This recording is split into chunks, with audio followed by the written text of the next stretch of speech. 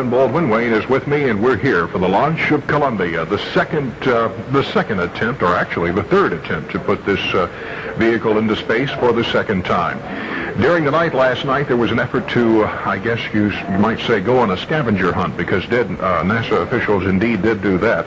They went to California, cannibalized the Challenger. That's the orbiter being built there to bring back two MDMs, small black boxes that act more or less as the screening device for the brains or the vital functions of the orbiter.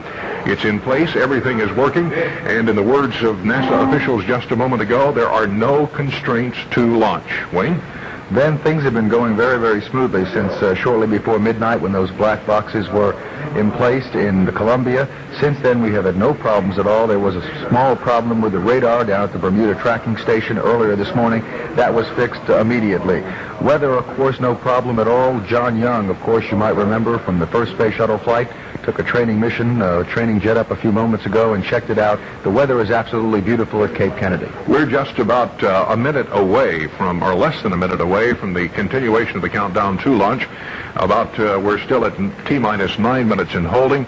Everything is go according to the space ease that's used around this point. When the count resumes, the ground launch sequencer auto sequence begins and the terminal countdown begins. This is when the ground launch sequencer will take control up until T-minus 25 seconds. At that point, those redundant computers that we heard so much about in our first, I've lost count here, Wayne, in the first effort to get the shuttle launched. The first time? The first time, yes. We had problems with those and it was postponed. They will take over the control of the entire system because things at that point are happening too fast for a human being to be able to monitor them and to make decisions. That's when they start checking the launch commit criteria, and then they will start replenishing the oxygen supply. Do we have launch control? But Ben, we don't have the countdown picked up yet. Well, we should be. We understood that the countdown should have started. It has not started. I think I have been here before. Deja vu. Yes. We were thinking that this morning when we saw the astronauts coming out. Do we have launch control? No, still nothing coming down. We should have started the resumption of the countdown about 30 seconds ago, and so far nothing and no word from NASA officials. Here's Hugh Harris. Launch Director George Page asked for a slight delay in picking up the countdown at this point while he checked a couple of things which he heard during the countdown. He has just checked with the range safety officer to determine that a dropout of the main carrier wave that is used by the range safety people is not serious, and that a backup carrier signal is satisfactory. He is also checking on several other things, and we will get back to you as soon as a determination has been made to pick up the countdown. This is Shuttle Launch Control. The flight of Shuttle 2. Good morning, this is Reed Collins, CBS News at the Kennedy Space Center, where the flight of Shuttle 2 is not going to take place at 10 o'clock. The launch director, George Page, has decided to delay. The count now is at T-minus 9 minutes and holding. The launch director, Page, wants to look at some last-minute information. There was a brief dropout in the range safety instrumentation. Some other things have been going on, just little nibbling things, which taken all together indicate to him that they want to take a little more time and see how things are before they start the final phase of the countdown. So the clock is holding now at T-minus 9 minutes. The weather is holding well here at the Cape, we might add. There is a bank of clouds which has been threatening from the east, from the Atlantic seaboard, but this has not really materialized, and so far there is nothing but sky blue right above the launch pad 39A. This last-minute delay was greeted with approval by astronauts Engel and Truly. They got to sleep an extra 2.5 hours this morning because of the planned delay in the launch due to the instrumentation problem they had last night and the utilization of that black box flown here from the Challenger spacecraft in California. That's working. Some other minor things have caused some problems late in the countdown. The astronauts have agreed with George Page that they ought to take their time and do it right. That was the last thing that Richard Truly said to the ground when they decided they would have to scrub the scheduled launch last week. Take your time, he said, and do it right. So we're taking our time now. Time has literally stood still as far as the countdown clock is concerned. It remains at T-minus 9 minutes. It's eating well into the planned hold time. There is no way it could be gotten off at the scheduled 10 o'clock liftoff time. There's nothing time critical about this particular phase, however, but you don't want to get into that final 9 minutes. Go down to T-minus 5, start those now celebrated APUs, the auxiliary power units, and then discover that you have difficulty because the recycle time is so much greater once you get closer to liftoff time. So the astronauts, Truly and Engel, are up there in the cockpit where they've been for a couple of hours. They have received, Truly at least, birthday greetings from all those involved here at the launch center. This is his 44th birthday. So he is now 44 and holding. The clock is at T-minus 9 minutes and holding. No decision has been made when to start the clock. Therefore, there is no way to say now when the Columbia may be sent into orbit for its second voyage. We'll be keeping you abreast of developments here at the Cape. Reed Collins, CBS News at the Kennedy Space Center. All of the major managers have indicated they are ready to go. Should have it And we're at T-minus 9 minutes and counting.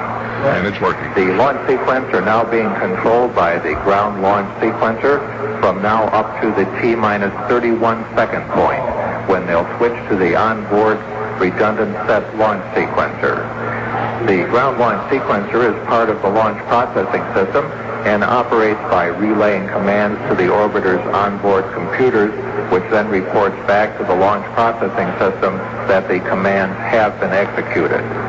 The primary job of the computers is to check that all of the launch commit criteria are being met, such as propellant loads, temperatures, pressures, and other measurements. The chase aircraft have been launched from Patrick Air Force Base to take part in the activities of this morning's launch.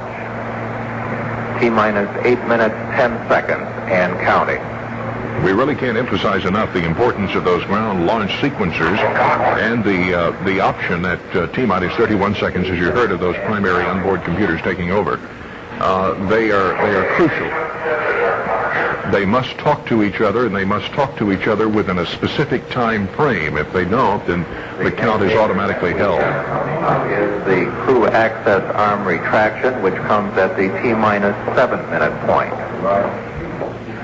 We are now T-minus 7 minutes, 38 seconds and counting. At T-minus 7 minutes, the orbiter access arm will start its retraction. That arm connects the access tower, and the orbiter side hatch is retracted. Hugh Harris will be giving us a running commentary as we go along, obviously. And it can be done in about 15 seconds. T-minus 7 minutes, and there goes retraction of the crew access arm. The arm is moving away the from walkway attached to the service structure and used by the crew to walk across to the orbiter. As we said, if they have to, they can get that arm back within 15 seconds to evacuate or to activate the crew. At T-minus 5 minutes... The crew has been advised to lower their helmet visors, and at T-minus 6 minutes, we'll begin preparations for starting of the auxiliary power unit. That's another The APUs very are important turbine point. devices fueled by decomposing hydrazine liquid, which provides hydraulic power to change the angle of the engine, to operate the aerodynamic surfaces, engine valves, and during landing, operate the landing gear. Coming up on the T-minus 6 minute point in our countdown. At T-minus 5 minutes and 30 seconds, the orbiter flight instrumentation recorders will go on. And then after that, the operations recorders will be turned on. The pilot, Dick Truly, has begun the APU pre-start activity. APU pre-start is complete. And it is complete. The development flight instrumentation, which measures stresses on the orbiter during flight, have been turned on. Recorders stop for playback after landing.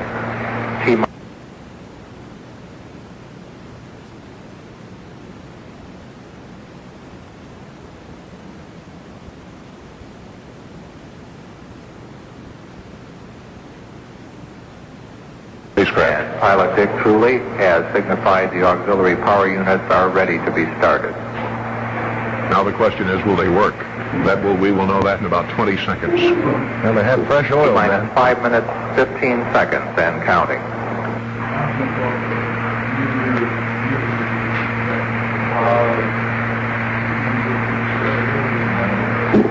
We're coming up on the T-minus 5 minute point. 2, 1, T-minus 5 minutes. We have a go for APU start, and the start sequence has begun.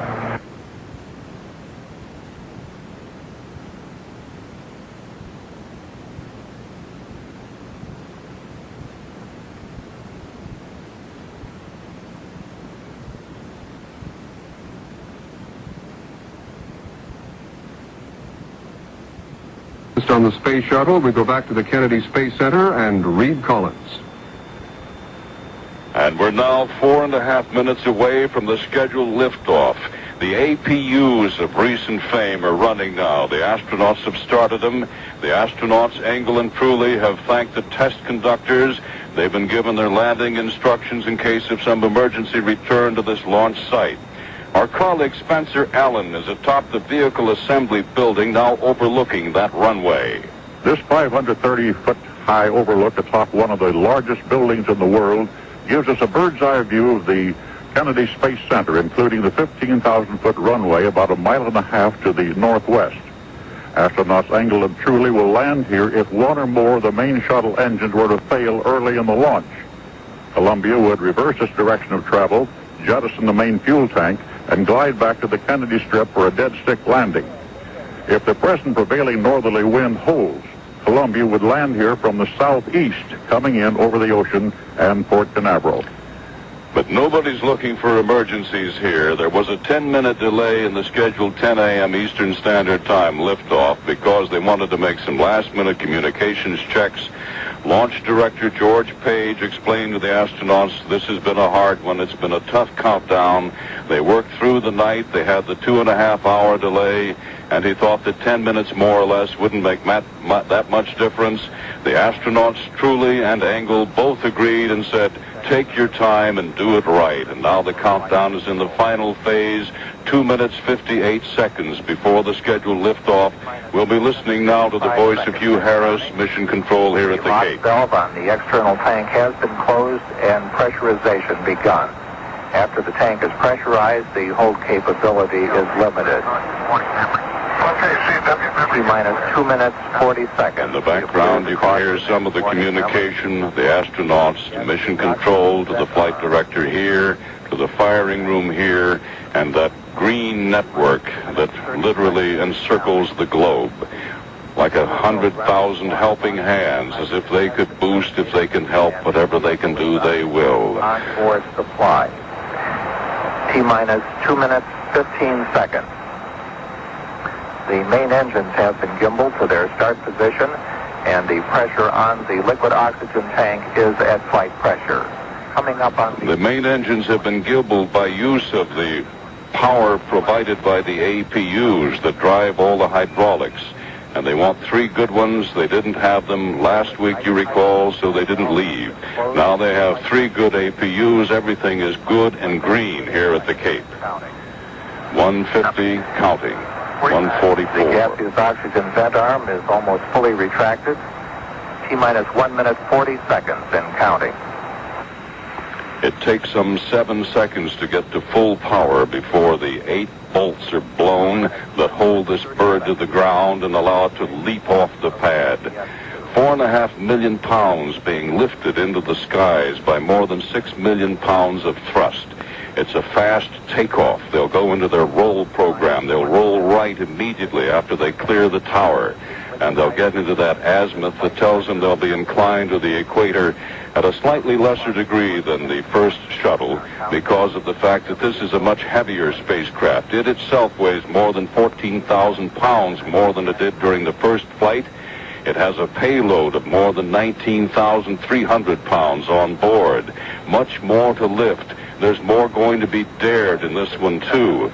It will take a little bigger shock up at maximum Q when it reaches that maximum dynamic pressure. It will try to do more than the first spacecraft did. As we reach 40 seconds, we're counting down. We're counting down. T-minus 37 seconds. We're about just a few seconds away from switching control of launch to the computer sequencer. And now we're past the point where we had to scrub last week.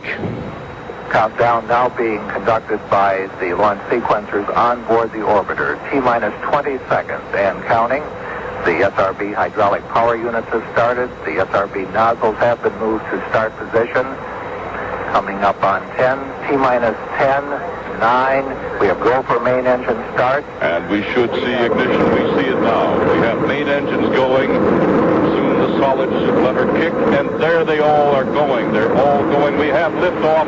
We have liftoff and the fire and the flame of it. And she's whirling into its cold program. Immediately it's cleared the tower at 75 miles an hour. She's streaking up.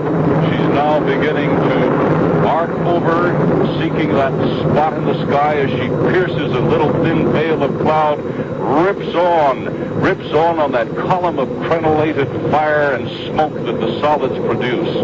Looking good here, 30 seconds into the mission. Mile in altitude. 35 She's seconds. a mile high, arcing over. They're on their backs now, but they don't care because all they can feel is the drive and the push. 6 million pounds of thrust. 48 seconds. Down for Coming into maximum now. Coming up on 3 to maximum aerodynamic pressure on the vehicle. And they're going through Mark 1 minute. Columbia now 5 nautical miles. 3 nautical miles downrange. Velocity now reading 2,300 feet per second. 1 minute 8 seconds. Pass through max Q. Columbia still looking good. Throttling engines back to 100%. They throttle back to 65% now because they don't want to pull more than 3 Gs going up there. Someday soon, men who are not astronauts will be asked to fly. Downrange. Velocity now reading 3,000 feet per second. A strange silence now envelops the Cape. Mark 1 minute 35 seconds. Columbia now 14 nautical miles in altitude, 10 nautical miles downrange. Columbia, Houston, you can expect any BAP, C&W. 1 minute 45 seconds. Coming up on negative seats where altitude's too high for ejection seat. Your negative seats. They have to stay with her now. Mark 1 minute 55 seconds. Columbia now 21 nautical miles in altitude, 18 nautical miles downrange. Velocity now reading 5,000 feet per second. Standing by now for solid rocket booster separation confirmation. 50 at 205. Roger, copy. This is a real landmark. We see separation here from the ground. They've lost the solids. They've done their work. Okay, looks like we got a good SOP. Confirm good solid rocket booster separation. Smooth as glass, Houston. Now to us, they're just a point in the sky. 5 seconds. Onboard guidance is converging as programmed. Columbia is now steering for its precise window in space for main engine cutoff. Columbia now 35 nautical miles in altitude, 40 nautical miles downrange. She's not going to fly quite as high as she did during her first trip Roger, Columbia, thank you. because she's carrying that much more weight. Mark 2 minutes 45 seconds. Columbia now has 2-engine landing capability at Rotor Naval Air Station, Spain. That means she could make it across the Atlantic. 54 Atlantic and land in Spain if need Give it a be. go for 3 minutes. Columbia, Houston, you're looking good at 3. Roger, copy. Looking good at 3. We hear him clear as a bell down here. Mark 3 minutes 8 seconds. Columbia now 46 nautical miles in altitude, 66 nautical miles downrange. Columbia's 3 main engines continue to run smoothly. Ingle and Truly really moving out now. Velocity now reading 6,700 feet per second. Pretty soon they'll be traveling some 16,600 miles an hour as we know speed here on Earth. Mark 3 minutes 30 seconds. Columbia now 52 nautical miles in altitude, 85 nautical miles downrange. Velocity now reading 7,000 feet per second. Return status check and the mission control by Flight Director Neil Hutchinson. Ingle and Truly given a go to continue.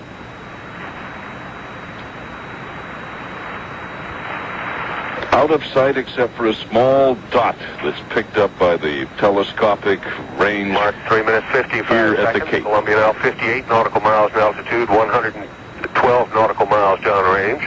Velocity now reading 7,900 feet per second. Main engines have to burn for 4 more minutes. Seconds, standing by for a negative return and pressed ATO call-ups by Capcom Brandenstein. For negative return. That means they wouldn't have to come back now. They could get into orbit. Sounds good. We're talking about angels now. In old pilot's terminology, an angel is 1,000 feet. The more of them you can get, the better off you Return are. to launch site. No longer would you come back 35 here. Seconds. Columbia now 60. Columbia, Houston, you're pressed to ATO. Pressed to ATO. ATO, abort for 4 orbit. minutes, 44 seconds. They would get for the into first some time, shape of an Columbia orbit has, now. Forward abort to orbit capability on 2 engines by throttling engines up to 107%.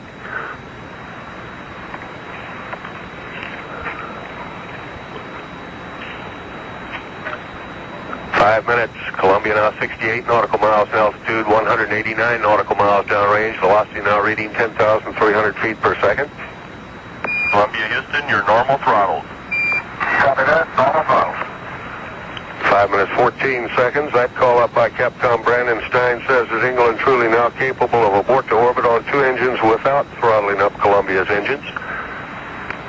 5 minutes, 25 seconds. Columbia now 68 nautical miles in altitude, 228 nautical miles downrange. And it's strange here at the Cape, those who witnessed its leave-taking now begun to turn their backs on the sea. Mark 5 minutes, 40 seconds. Standing by for press to MECO. Coming up to main engine cutoff, MECO. Columbia, Houston, you're pressed to MECO. Roger, pressed to MECO. 5 minutes. This is really smooth. 5 minutes, 55 seconds. The press to MECO call from Capcom Brandenstein says, should Columbia lose but 1 engine, press on, keep flying forward. Columbia's engines have enough energy to achieve normal attitude. Single engine rotor and everything's looking good. Okay, Dan, single engine rotor and looking good here. All the means by which they could 6 get minutes, back 18 if seconds. they really That needed report from to. Capcom Brandenstein indicates if a 2-engine failure occurred, Columbia is capable of an emergency landing at Roda Naval Air Station, Spain. Mark 6 minutes, 30 seconds. Columbia now 68 nautical miles in altitude, 346 nautical miles downrange. Velocity now reading 14,900 feet per second. Main engines burn 20 seconds more. Then they've done their work.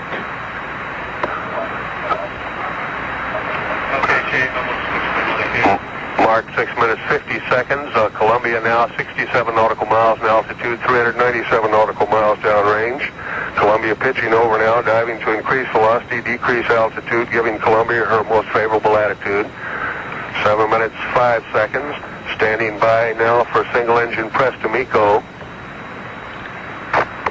The main's still burning, still pressing them onward. They're on their backs Your up single there. engine press to MECO. Look at that, single engine press. Looking good, Dan. 7 minutes, 20 seconds. That report says that England truly can achieve normal engine cutoff targets even if 2 engines go out. I think we decided Mark here that 7 we minutes, would 30 cut the seconds. engines off a minute 64 early. nautical miles I think they know altitude, better what they're doing than we 11 do. nautical miles downrange. Velocity now reading 20,000 feet per second. 7 minutes, 43 seconds. G-forces building for England truly now, coming up to 3 Gs.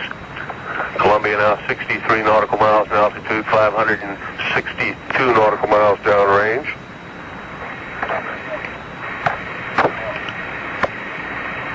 Mark, 8 minutes. Columbia, Houston, you're go at 8. Columbia's main engines slowly being throttled back now. Should be throttled at 65% at 6 seconds before main engine cutoff. Columbia now 63 nautical miles in altitude, 645 nautical miles downrange. Velocity now reading 24,000 feet per second. And within our next minute, they'll get big, get 8 rid of minutes, that big 28 seconds. external Standing tank, by now for main dump it engine into the cutoff. Indian Ocean after the engines are shut down. Okay, you tell me you're good, MECO. The mains are off. Roger, we copy, Columbia. Confirmed shutdown. Columbia now returned to space, not yet returned to orbit. Standing by now for external tank separation. Columbia, Houston, you can ignore the IMU bites.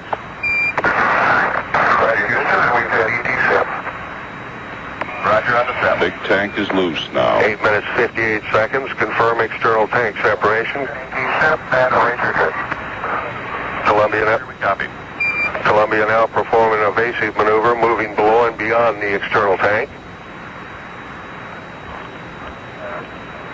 One of the few items we can't recover and refurbish is the external tank. It'll burn up over the Indian Ocean. Most of it, anyway. Roger, Columbia, we're looking at them.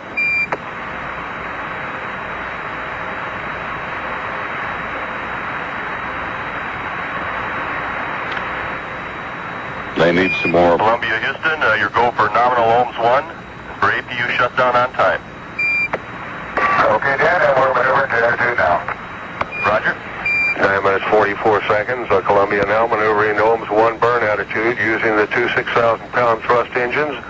Ohms 1 will be posi grade, moving Columbia forward and higher on her flight path, placing Columbia in orbit.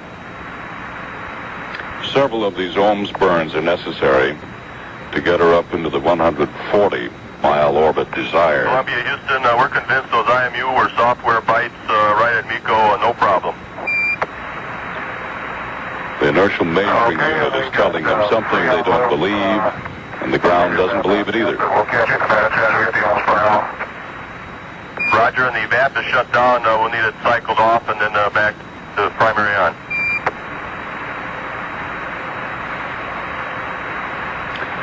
So test pilots working in space, both men really for the first time approaching orbital speed. The voice of John McLeish comes to us from Mission Control in Houston, Texas. He's been following along now, telling us what's going on up there. My colleague Steve Young at the Manned Spacecraft Center is there also, and Steve, you'd have to say it's been nominal so far. I guess that's what they'd say, wouldn't they? Yes, Reed, you commented that just a few minutes after launch, people began turning their backs on the launch site. Well, people began peering very intently here. There was no out of sight, out of mind. Columbia asserted itself in every way, on dozens of oscilloscopes, on TV screens, on blinking lights. They were looking at that telemetry coming in because, of course, as you know, the most critical thing they would have had to do in the early moments of the flight would be to call in a board if one were necessary and to tell the crew what they were going to do. But as we know now, they will attain an orbit of some sort, so the pressure has reduced somewhat in Mission Control, but they are still very keenly watching these first, 11 and a half minutes of flight. And they're coming up, Steve, I think, when the ohms 1 burn is to be terminated in a few seconds from now. That should put them at a speed of about 16,730 miles an hour. That's orbital speed if they need it. Loss of signal now with Columbia through Bermuda. The next station to acquire will be Madrid. This is Shuttle Control, Houston. Out over the Atlantic, not in any immediate contact with the ground. Another one of those picture-perfect launches. As soon as they're able, they're going to see what damage was done to the launch stand. 12 minutes, 12 seconds. We had an extended time of coverage and saw the ohms engine cutoffs for the first ohms burn.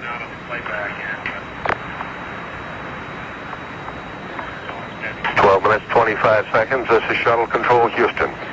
Some 41 minutes and 50 seconds into the flight, they'll light the ohms engines again to continue to circularize and optimize the orbit, attempting to get themselves into that 140-mile orbit, which they plan to remain in for the remainder of this 5-day mission.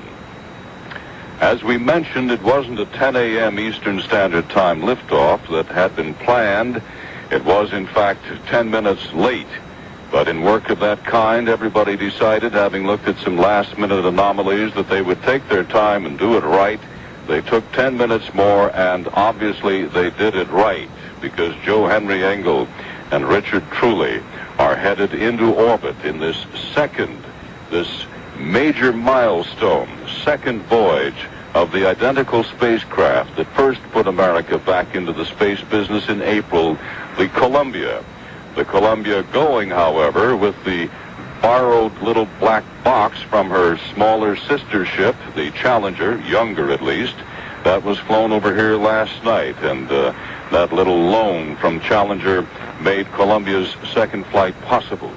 We'll be following the voyage, the second flight of Columbia. But for now, for my colleagues Steve Young, David Dow at Edwards Air Force Base, and all the others, I'm Reed Collins, CBS News at the Kennedy Space Center. You got it. 21 minutes, 50 seconds. Well, then one other thing we might mention, this time there's going to be like 83 orbits. The folks in Texas will get to see this, the orbit at several periods, although the times have been changed because of the delay this morning, so we don't know the exact times, but... we'll be getting those and we'll give them to you. That's right, but almost everyone across Texas will be able to see it. We have completed MPS power down and the vacuum inerting activation. One thing that you may notice, MPS may notice on this data was the MPS H2 press line went in and put it to open and then bumped it back to GPC after a few seconds, put it back to open, and then completed the procedure as written. All right. Roger, Columbia, we see that looks good to us. I guess that means it works. And now, if you concur, we'll go ahead and start the auto-maneuver Hopes 2 attitude now. What? They're preparing for the We're 30 seconds from LOS. Configure LOS. orbital maneuvering system second burn to place them in that proper orbit. It's a higher orbit than last time, and it puts more stress on the spacecraft than the last time. They will also be maneuvering the spacecraft during this flight of Columbia to see about. They will point the nose toward the Earth. They will. That comes in a couple of days, as a matter of fact, just to check on pressures and so forth and so on. Everything is looking good. There are no major problems. There have been some minor reports of pressures being 2 or 3 or 4 or 14 percentage points higher than they should be. This is shuttle control Houston at 23 minutes, 25 seconds mission elapsed time. We've had loss of signal now with Columbia through Madrid. The next station to acquire will be Indian Ocean Station in 12 minutes, 35 seconds.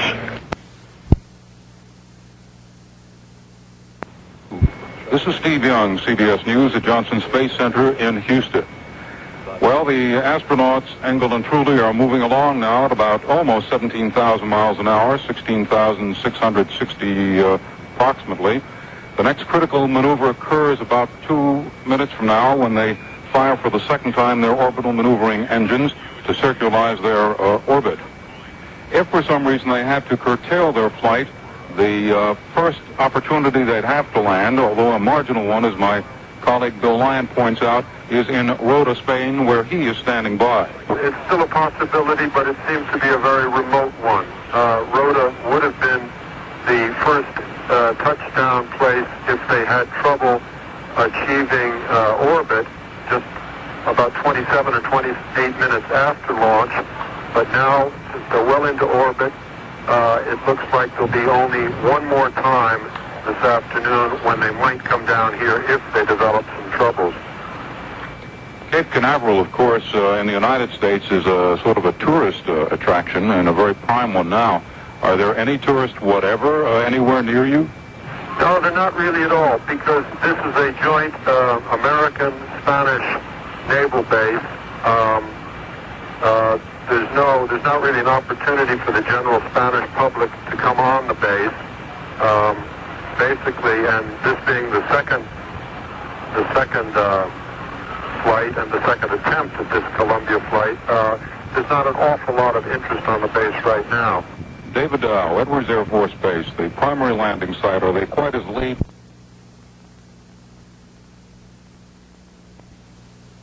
First orbit. Moreover, during the first 6 orbits of the flight, this would still be the primary landing site should it be needed, should there be difficulties in space. I was cocking my ear to the air-to-ground circuit while you were speaking, David. There were some indications that things are going well with the orbital maneuvering, and there we are. It's looking good to us. We're 40 seconds from LOS. You can configure LOS. We'll see you at Madrid at Yergadi at 52 plus 00. That was 40 seconds from LOS, meaning loss of signal, but there's an indication that the OMS, we talk in jargon here, the orbital maneuvering engines, are operating properly to circularize the orbit of Columbia. We said it about 20 minutes ago, but it can't bear saying too much. This is the first time ever that two people, Engel and Truly in this case, are riding the spacecraft for the second time, making world history. This is Steve Young, CBS News, Johnson Space Center, Houston. Used spaceship is up and away on its second trip into space, and what a beauty of a launch it was. I'm Bob Hart, American Contemporary Radio, and ABC's Vic Ratner had his eyes on the launch pad in Florida as the shuttle Columbia lifted off less than an hour ago. There's a jet of orange flame from the tail of the shuttle as the main engines start up. Now the two solid rocket boosters on either side ignite like two giant Roman candles. Columbia kicks and goes. She's away from the tower now. Joe Engel and Dick Truly push back into their seats by 6.5 million pounds of thrust. You can hear those thundering engines. Columbia is up and away, punching through a puffy white cloud into a blue sky. Listen to the roar. That blast-off was more than 2.5 hours behind schedule, but well worth waiting for. It went off without a hitch. 2 minutes into launch, astronaut Joe Engel radioed back, smooth as glass, when the big booster rocket split away from Columbia. 8 minutes into the flight, Columbia's main engine shut down as planned. Columbia is 73 miles high, zipping along at more than 16,000 miles an hour. So where is Columbia now, and what's next for it? Well, ABC's John Lyons, you've got the answers there at the Space Center in Florida. Bob, Columbia is now over the Indian Ocean, coming up on Australia. They've just completed out of tracking the second test of the OMS engines, raising the orbit, we believe, to a circular orbit about 120 miles high. Before they went out of tracking, they said those engines were burning perfectly. In about 30 minutes, a very important test to test at the payload bay doors. If those doors don't work, as they did on the first flight, they did work on the first flight. If they don't work, they would have to come back and land at Edwards Air Force Base because they can't cool the electronics. Bob? Thanks, John. ABC's John Lyons at the Space Center in Florida.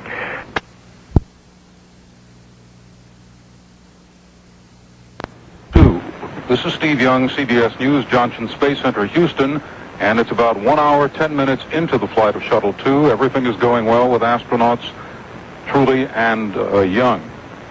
Engel,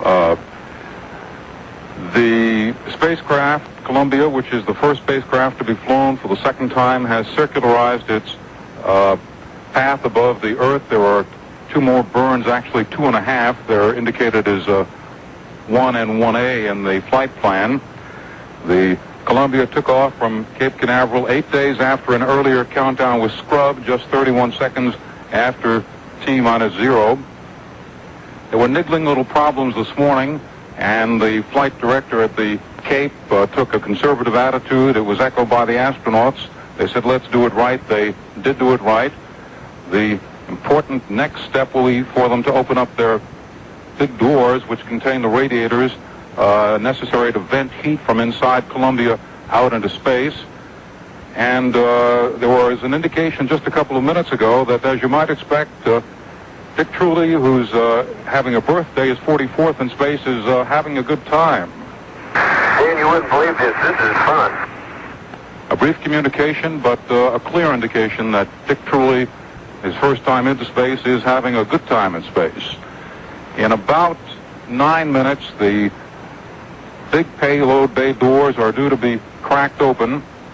The problem which would occur if they could not open those payload bay doors is that heat would build up inside Columbia because of the electronic systems, the hundreds and hundreds of miles of wire inside the spacecraft, the computers, all the other equipment, including the experiments that they're carrying aboard, generate heat.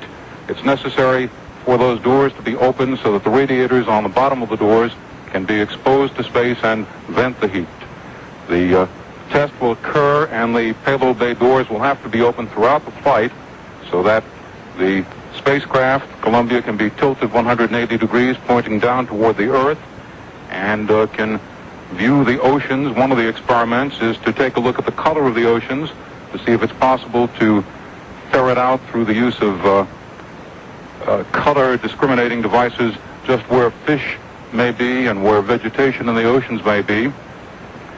Later on in the day, about 3.5 hours after launch from Cape Canaveral, Engel, and Trudy will be able to change from those somewhat uncomfortable ejection suits to more comfortable cabin clothes, and at that point they'll be able to settle down to their first day in space.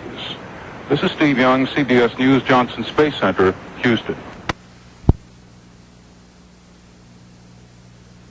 And a hearty, we have a liftoff. I'm Mary Margaret Myers, American Contemporary Radio.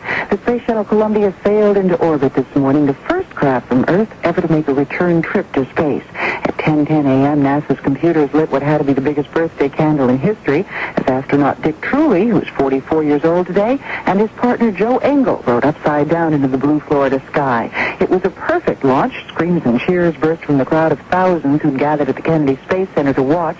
ABC's Vic Ratner describes the Columbia 30 seconds into its flight. Columbia rolls over on its pre-planned launch plan, heading for orbit.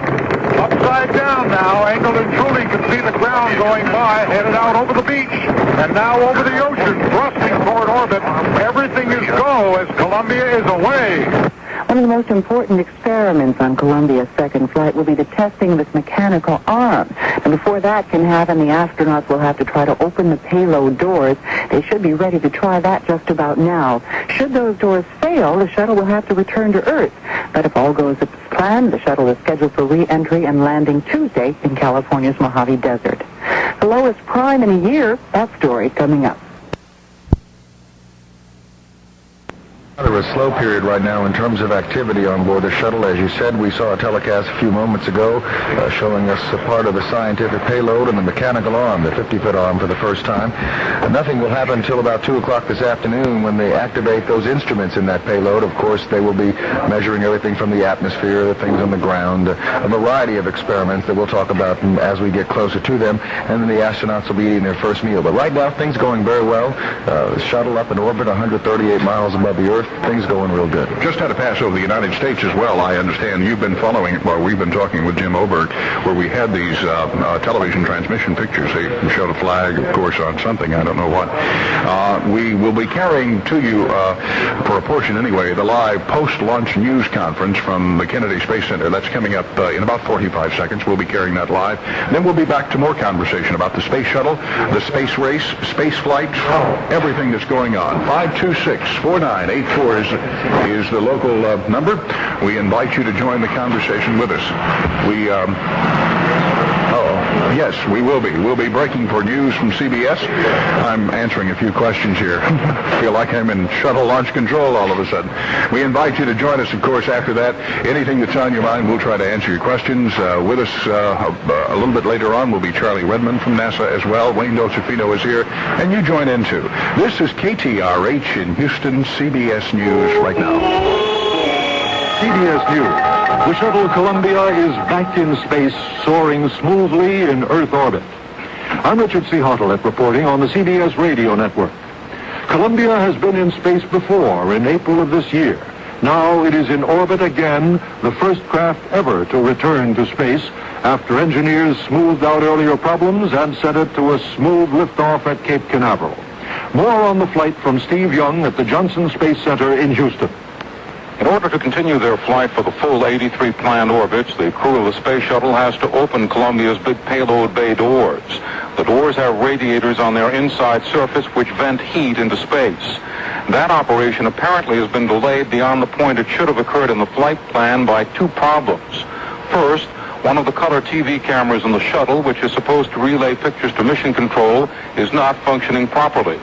This was some of the conversation relating to that. And we're not able to get any picture on the monitor from camera Delta.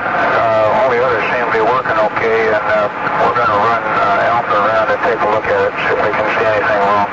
The crew is also having some trouble with an instrument used to check the alignment of the payload bay hatches. Mission Control has no confirmation yet whether the payload bay doors have been open, because Columbia is out of communications and will be for the next 2.5 minutes. Steve Young, CBS News, Johnson Space Center, Houston. More on the David Stockman story after this.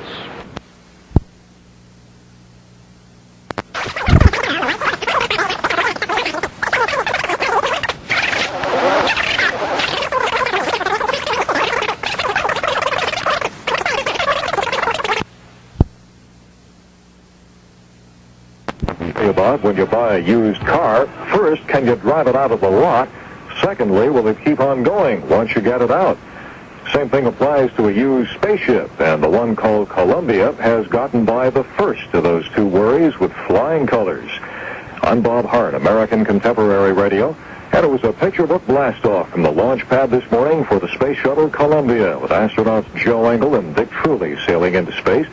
Smooth as glass was Engle's comment a few minutes after launch of America's first reusable spaceship on its second voyage. They have managed to open the cargo bay doors on the spaceship so the scientific instruments inside can point to Earth.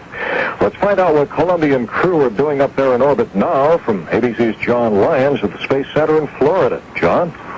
Bob, they're still working with those payload bay doors, and that's very important for a number of reasons. First, the doors have radiators attached that cool Columbia in space, but also, if you can't open the doors, you can't look out from inside the cargo bay with all those instruments that are in there. Astronaut Charlie Bolden, what kind of instruments are they carrying?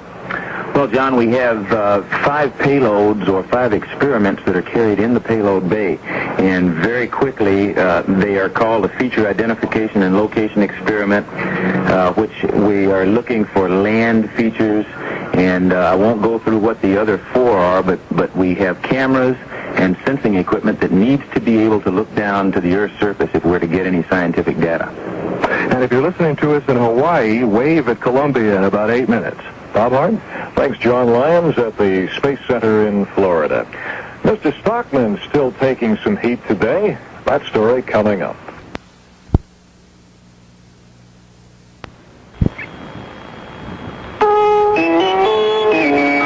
CBS News. After a flawless launch, the Space Shuttle Columbia is circling the globe with astronauts Joe Engle and Richard Truly trying to solve a couple of pesky equipment problems. I'm Bill Lynch reporting on the CBS Radio Network. Nearly 3 hours have passed since the launch from Cape Canaveral, making the Columbia the first spacecraft ever to make a return voyage to space. While all major systems are performing well, a couple of minor glitches have cropped up.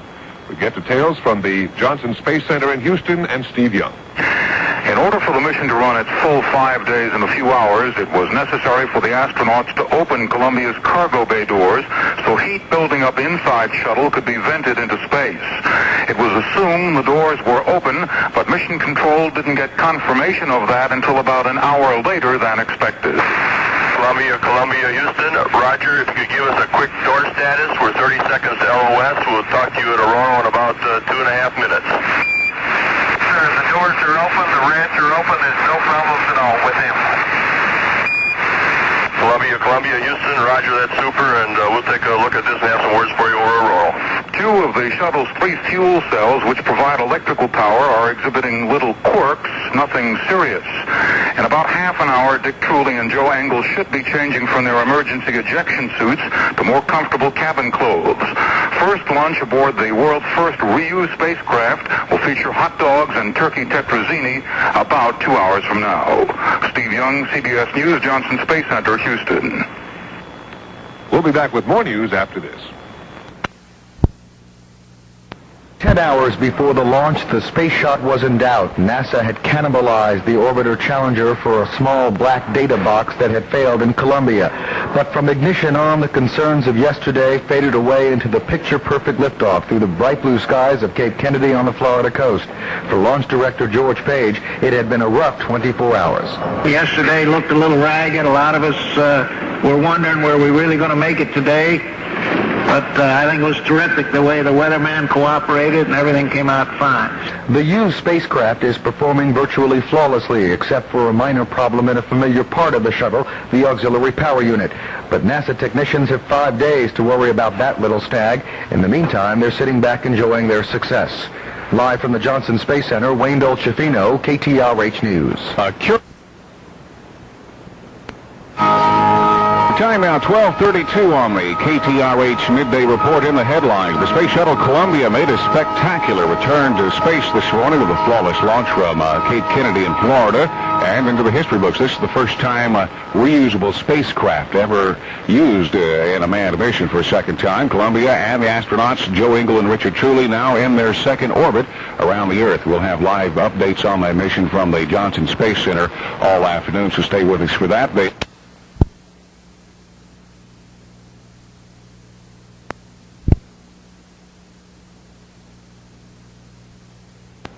CBS News. It's smooth sailing for the space shuttle despite a few minor problems. I'm Douglas Edwards reporting on the CBS radio network.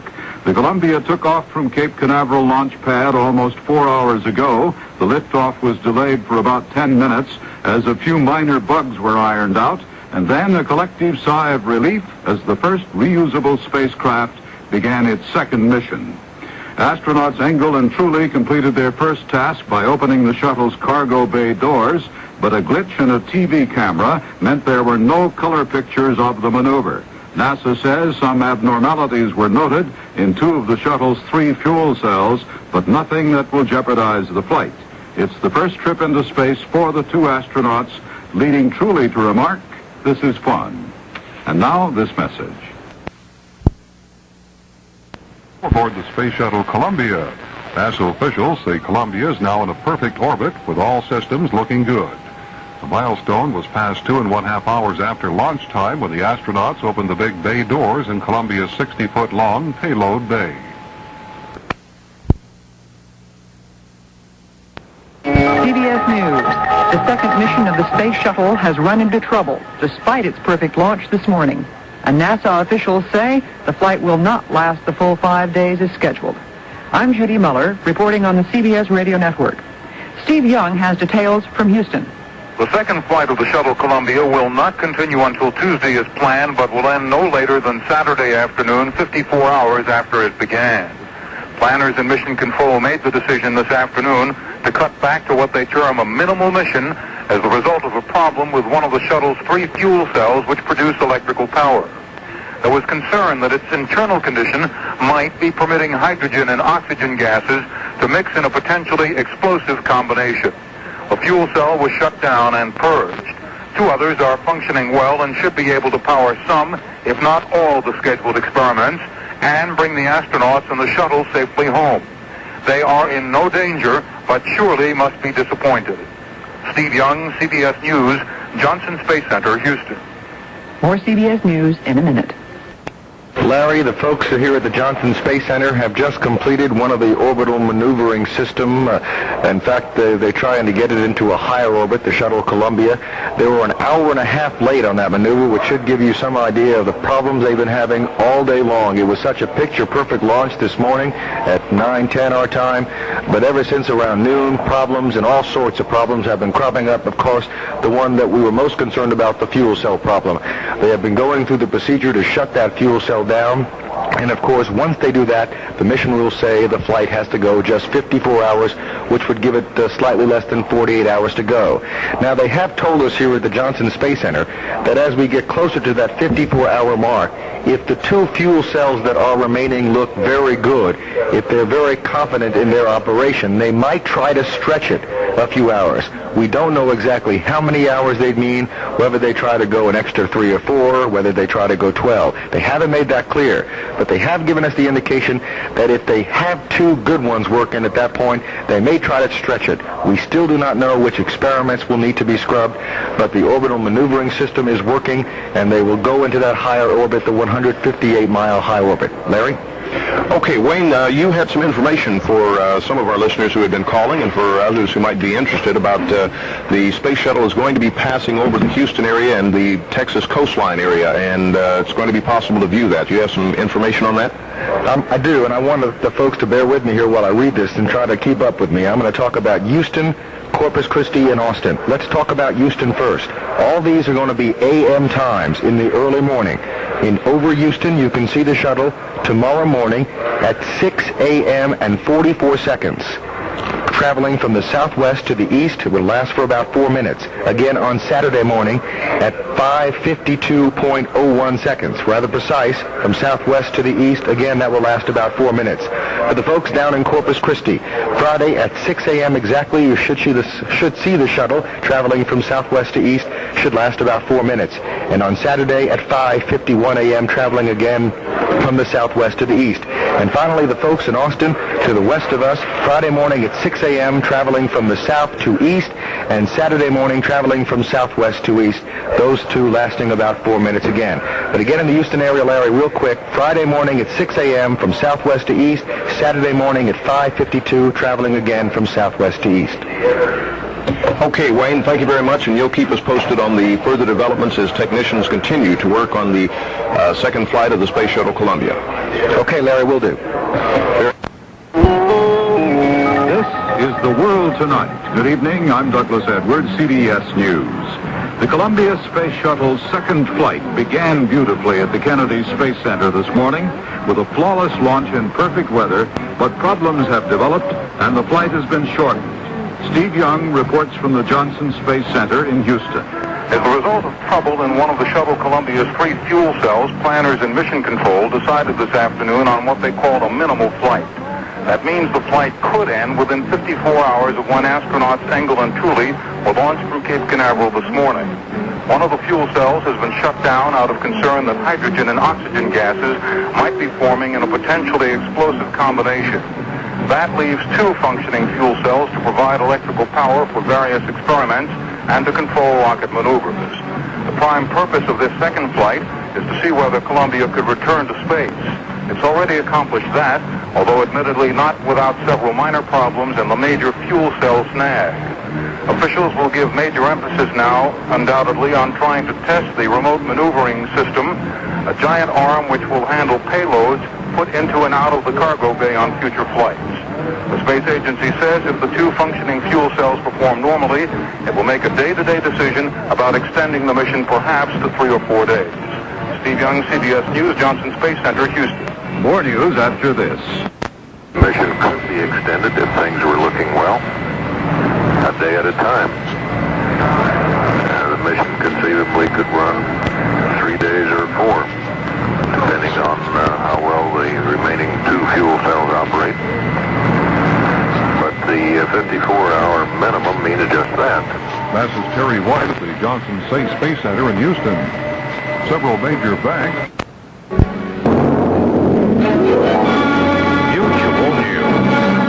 NASA officials are now saying the mission of the Space Shuttle Columbia may not have to be cut in half after all, that the final decision will be made on a day-to-day basis.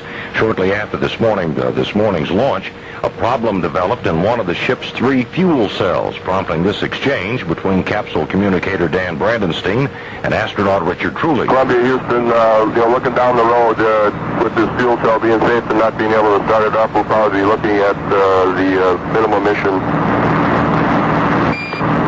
Okay, Dan, I understand. Capsule communicator Dan Brandenstein and astronaut Richard Trulli. NASA later announced if no further problems develop, the minimum mission of 54 hours could be extended. Israel.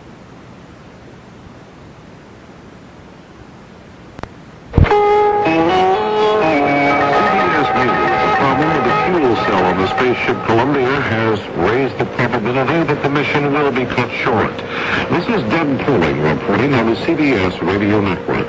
Columbia had a smooth launch from Florida this morning, but by afternoon a malfunctioning fuel cell caused a reevaluation of the length of time astronauts Richard Trulli and Joe Engel will stay up. The flight director for the shift that just ended, Neil Hutchinson, says the decision whether to cut the mission short at 54 hours, extended a bit beyond that, or go for the full 5 days, won't be made yet. We're going to make an assessment on how we're coming on the flight plan and see whether we want to do another day or not. And I think what you need to do, I'm not trying to string you out here, but what we intend to do is tomorrow we're going to see where we are tomorrow afternoon and decide, hey, we're going to go another day, or hey, we're going to come down Saturday morning. And if we stay up the next afternoon, we're going to look at how much we've accomplished and what kind of performance we're getting out of the vehicle and out of the crew, and whether the ground's all set and the crew's all set to come back and ask that same question again. Engineers say both of the remaining power cells are working perfectly, and the Columbia can continue at 2/3 power. Hutchinson says it's impossible to estimate exactly how much of the mission objectives would have to be sacrificed, but he says it's more in the range of the 70s in percentages rather than the 50s. More news in a moment.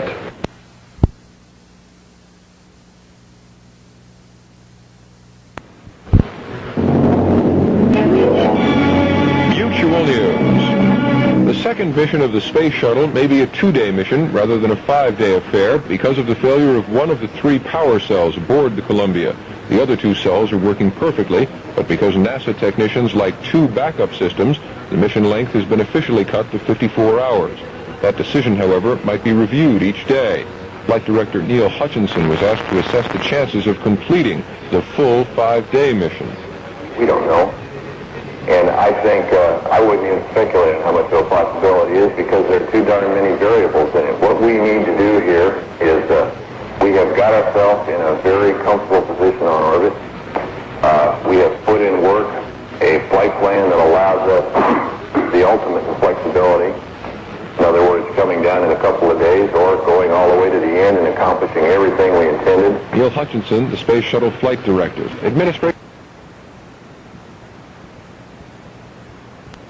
CBS News.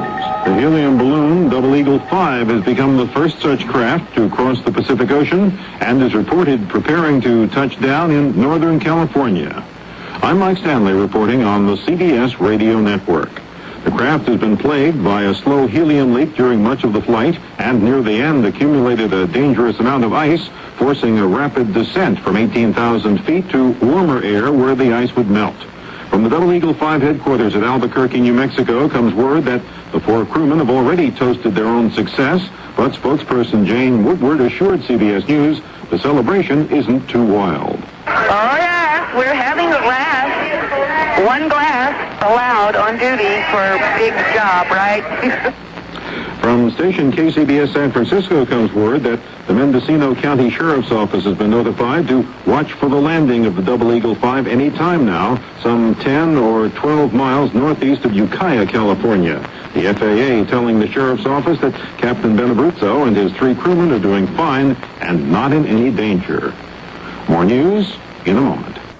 Columbia pilots Joe Engel and Richard Truly have bedded down for the night after a brilliant return to space and the unhappy discovery that a dead fuel cell might force an early end to their planned 5-day mission. The astronauts are in no danger, and NASA officials are mapping plans for a shortened mission with a return as early as Saturday. That timeline, depending on developments, might necessitate a new landing spot, as we hear from David Dow at Edwards Air Force Base, California. News of the possibly shortened flight came with 2 weather fronts pushing their way toward this California desert, and for now the spotlight is on the weather. The big question, will the weather permit Columbia to land here as now planned?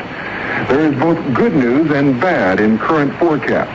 The good news that if the orbiter were to land here as early as Saturday, winds may be brisk enough to allow astronauts Engel and Truly to shift runways and put the shuttle through a crosswind landing, something officials would like. Prevailing winds at both Kennedy Space Center and Vandenberg in California, 2 future landing sites, blow across the runways there. The bad, or at least mildly disturbing news, is rain. There's some possibility of showers in the area. Enough rain on the runway itself could turn the desert lake bed to a muddy slime that would cancel all landings here for several days and force Columbia to land elsewhere.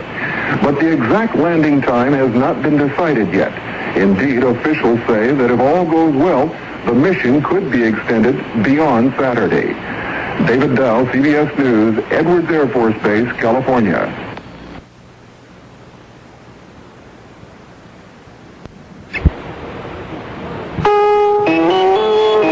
Columbia flies, but the mission may be shortened. The Stockman controversy engulfs Washington. Opposing factions in Israel talk unity. A strike ends in Poland. Good morning. This is David Jackson with the CBS World News Roundup. The Space Shuttle Columbia's second mission in space has entered its second day, but there's concern about some onboard equipment, and the 5-day trip may be cut short. The latest on Shuttle 2 now from Reed Collins at Johnson Space Center in Houston. Management teams will hold meetings today to decide whether to summon Columbia home tomorrow or to extend the mission on a day-to-day basis with one of the 3 fuel cells shut down for keeps. Through the night, Mission Control beamed up messages to the spacecraft's teleprinter with procedures designed to get the most out of a shortened mission. The astronauts were awakened by their own alarm early this morning, and Richard Truly told CAPCOM James Buckley about their first night's sleep.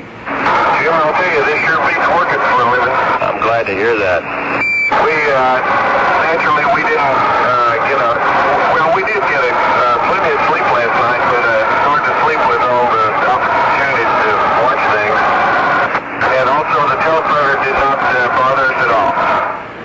morning ahead as the astronauts try to flush out the evaporator cooling system, which hasn't worked as well as planned, and deploy that 50-foot remotely controlled space arm.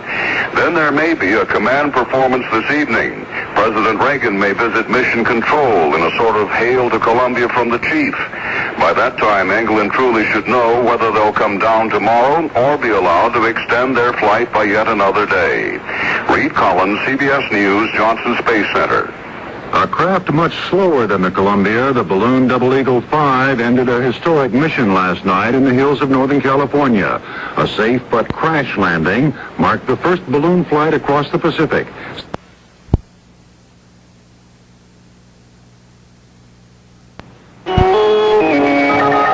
CBS News, it's breakfast time aboard the Space Shuttle Columbia, now high above the Indian Ocean, speeding on its 16th orbit of the Earth. Good morning, I'm Charles Osgood reporting on the CBS Radio Network. The question today is, how many more orbits are possible on this second shuttle mission? Space officials must decide whether to bring Columbia back to Edwards Air Force Base, California tomorrow afternoon, or keep going on a day-by-day basis. Flight directors say with 2 of 3 fuel cells functioning, the shuttle could stay in orbit indefinitely. Astronauts Truly and Engel were awake a couple of hours ago and did some work before breakfast. In Houston, Mission Controller John McLeish says everything is fine aboard the orbiter. Astronaut Dick Truly reporting that the temperatures in the cabin were comfortable during the night. And the systems engineers here in the control center reporting to Flight Director Chuck Lewis that all their systems were looking good as Columbia lost acquisition through the Aurora, Australia station. The astronauts plan to test the shuttle's robot arm today on future missions. It's designed to deploy and retrieve cargo in space. Breakfast, by the way, consists of applesauce, dried beef, granola, a roll, and chocolate or fruit drinks. More news in a minute. One of the Space Shuttle's 3 fuel cells already shut down. NASA now says they're having problems related to another. ABC's George Engel is at the Space Center in Houston. George? Mary Margaret, do you ever have one of those days when nothing seems to go right? Well, that's almost the way it is today. Mission Control is studying a funny reading from one of the 2 remaining fuel cells to see just what's causing it. They believe it's just a gauge back down in Houston, but they're not certain about that yet. If it is only a little problem, okay, they can fly with that. If it's not, they'd sure have to cut this mission short and bring Columbia down Saturday afternoon. Incidentally, they trotted out that long manipulator arm, too. Dick Truly checked it out. A little stiff in the wrist. The manipulator, not Truly, but it smooths out. They'll give it a real workout in the next few minutes. In orbit 17 now over the Pacific, visible in a few minutes to neck craners from Texas across Dixie. Mary Margaret? George, that mechanical arm, that was one of the most important experiments they had to perform. Was that not true? That's the first priority experiment. That's the one they'll have to use in later missions to put satellites into and take them out of orbit. Thank you. ABC's George Engel live at Mission Control in Houston. And as you heard, the space shuttle is up there, the mechanical arm is working, but they do seem to be having some sort of problem related to another of the fuel cells. Out of the woodshed, that story coming up.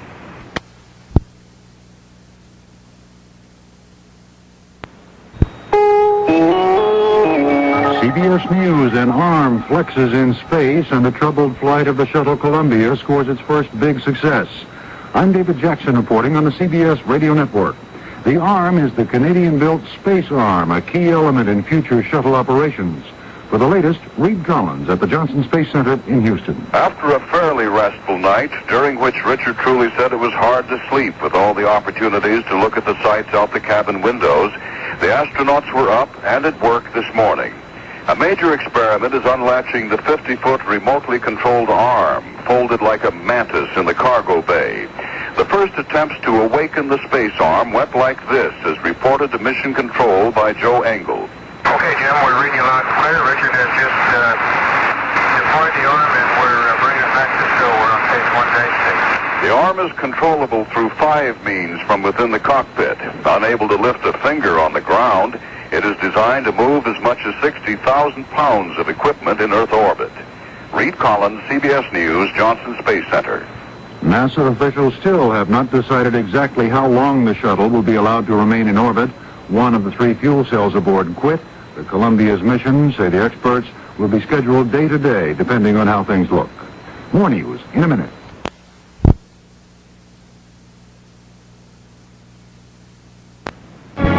Mutual News. Space Shuttle astronauts Richard Truly and Joe Engel at this hour are testing the Canadian-built robot arm that will be used to unload satellites on future missions. So far, the arm has worked perfectly. Truly told astronaut Sally Ride in Mission Control Houston about the first use of the arm. The arm is out for the first time. She's been deployed, working great. Your suggestion about the latch worked fine. I used direct mode and diddled with it a couple of times and ended up with all 3 grades. Okay, that sounds great, and you guys do good work.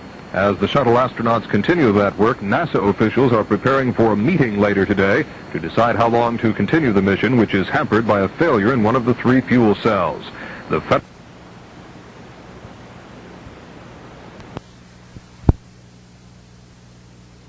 All of a sudden you wake up and hear Miss Peggy and the Muppets talking about you.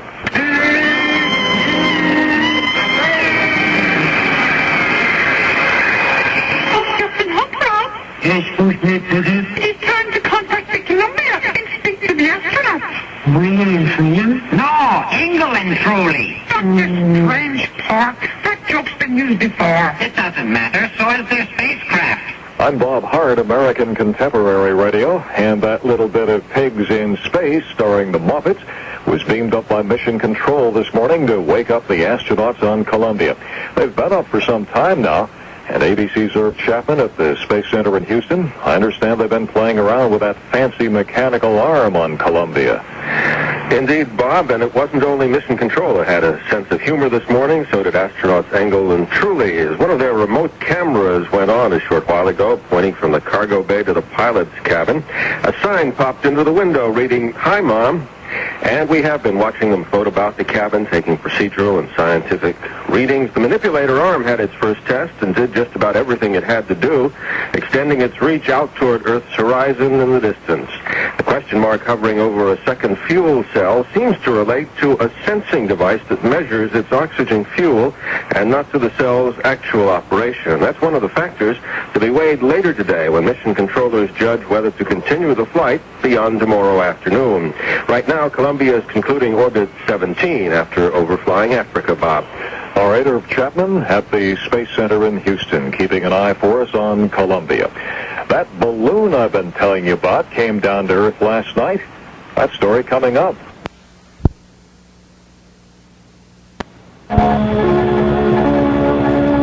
NBC News. Good morning.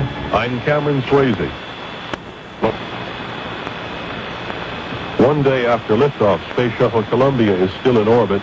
With 1 fuel cell on the fritz, they are deciding day by day how long to stay up there. But in the meantime, the astronauts are running through the tests in their flight plan. They have deployed that 50-foot-long arm, and they're sending television pictures back to Earth.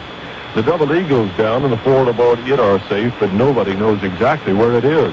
The balloon bumped and scraped to a jarring landing last night in rugged country north of San Francisco. The men aboard radioed they were okay and figured they were at about 30 miles north of Willits, California. Search parties are scouring the countryside now. The bad weather is on the way. They are the first to cross the Pacific by balloon.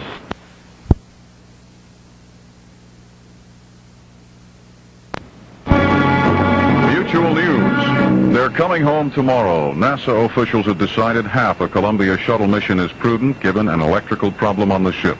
Shuttle Control Director John Riley announced moments ago from Houston. NASA management has completed review of STS-2 mission status and has decided to execute the minimum mission, which was pre-planned, to accomplish major test objectives in a 54-hour abbreviated mission.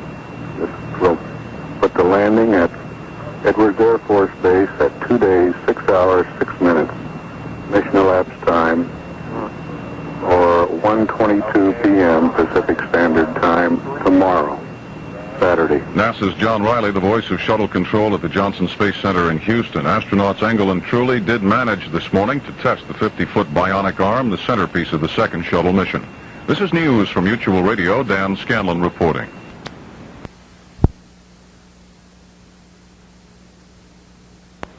has made its decision to cut short the Columbia's 5-day scheduled mission and bring it home tomorrow afternoon. ABC's George Engel is live on the line from the Johnson Space Center in Houston. George, what led to the decision to end the shuttle's orbits early? Mary Margaret, it just seems that they can't make all the gremlins go away. Mission Control has been working on it for hours. They've troubleshot all the problems. They haven't yet explained precisely why they've done it. But as you say, they've decided to bring Columbia back home tomorrow. Capsule communicator Sally Ride relayed the bad news to Shuttle Commander Joe Engel. We're running a minimum mission and you'll be coming in tomorrow. Oh, okay, that's not so good. Think of it that you got all of the good OSTA data and all the RMS data and you just did too good a job. We're going to bring you in early. Okay. They're getting more instructions now on how to squeeze in as many more of Columbia's objectives as possible. Sally Ride, an astronaut herself, can appreciate the disappointment. On the bright side, they tried out that manipulator arm today. It works great. The weather for the landing at Edwards is the next hurdle. ABC's Peter Cleveland is on station there now. Pete, how's it look? It's quite cloudy here now, George, and if they had to land Columbia today, NASA folks might not be too happy, but the forecast for tomorrow here in the California desert is much better. Decreasing cloudiness, visibility more than 7 miles, and light winds, all within the landing criteria that NASA has set for Columbia's second landing here. Mary Margaret? That's ABC's Peter Cleveland live at Edwards Air Force Base in California, where the Space Shuttle Columbia is scheduled for landing tomorrow afternoon. That would be at 1:20 p.m. Pacific Standard Time, on the East Coast at 4:20 p.m. Senate Republicans could be bucking the White House. That story coming up.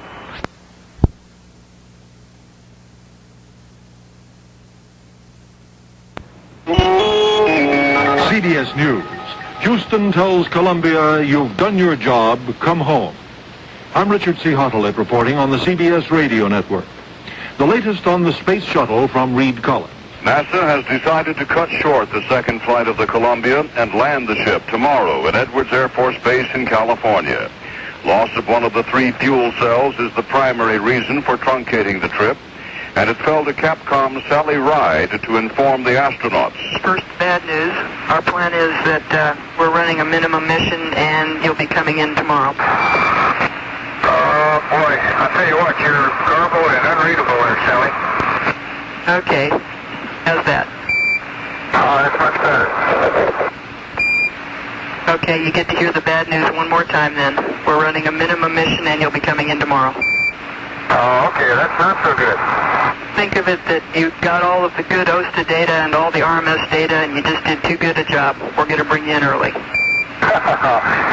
Okay. Landing time is given as 1:22 p.m. Pacific Time Saturday. It means the mission will have lasted 2 days, 6 hours instead of 5 days, 4 hours as first planned. Reed Collins, CBS News, Johnson Space Center. President Reagan plans to visit the Houston Space Center later today and to talk with the orbiting astronauts. Then the president attends a dinner in honor of his Chief of Staff, James Baker, and he'll spend the weekend hunting turkeys at Baker's Ranch near San Antonio. More news after